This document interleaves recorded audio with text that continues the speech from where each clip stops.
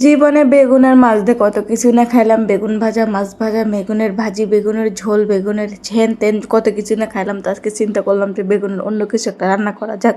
তো দেখা যাক আমি কি রান্না করতে পারি। ভিডিওটা শেষ পর্যন্ত দেখতে থাকেন। হ্যালো, আসসালামু আলাইকুম গাইস, কেমন আছেন? আশা করি ভালো আছেন। তো প্রথমে মাছগুলো সুন্দর করে ধুয়ে লইছিলাম, ধুয়ে লয়ে সুন্দর করে হলুদ মরিচ সব কিছু দিয়ে লইলাম, দিয়ে লইয়া সুন্দর করে কড়াইয়ের মধ্যে তুলে দিয়েছি, ভাজতে দিয়েছি। ভাজতে দিয়ে সুন্দর করে এক পিসটা ভাজা হয়ে গেছিলো, তারপরে আমি উল্টাই নিচ্ছিলাম।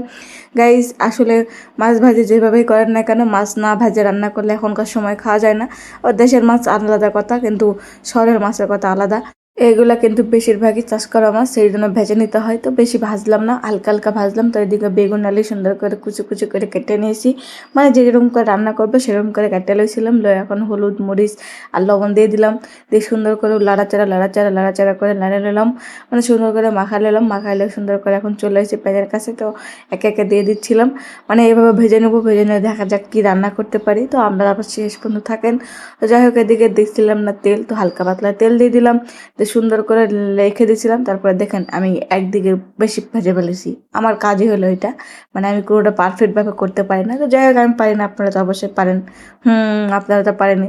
তো যাই হোক, আমি তুলে লইছিলাম, চিন্তা করলাম যে অত আর আমতা আমতা করে ভাজার দরকার নেই, একবারে দিয়ে লই। তো দিয়ে লইছিলাম, দিয়ে এদিকে আলু আর বেগুন ভাজা হয়ে গেছিলো গাইস। তো সুন্দর করে কড়াইটা তুলে দিলাম। তো কড়াইটা এখনও গরম হয়েছিল না, তো ছেড়ে দিলাম তেল এক গাদা দিয়ে, সুন্দর করে পেঁয়াজ আর কাঁচামরিচ গুঁড়ো গুঁড়ো গুঁড়ো করে নাড়িয়ে দিলাম। নাড়ানোর পর দিয়ে দিলাম একটু বাটা মশলা, তার মধ্যে হলুদ লবণ আর গুঁড়ামরিচ দিয়ে দিলাম, দিয়ে সুন্দর করে পানি দিলাম, দিয়ে সুন্দর করে কষাইতে হইব। আপনারা এখন এই মশলাটা যত কষাইবেন তত ভালো হইব। এর পরে কিন্তু বেশি কষানো যাইব না, নাহলে তরকারিটা ভেঙে যেতে পারবো।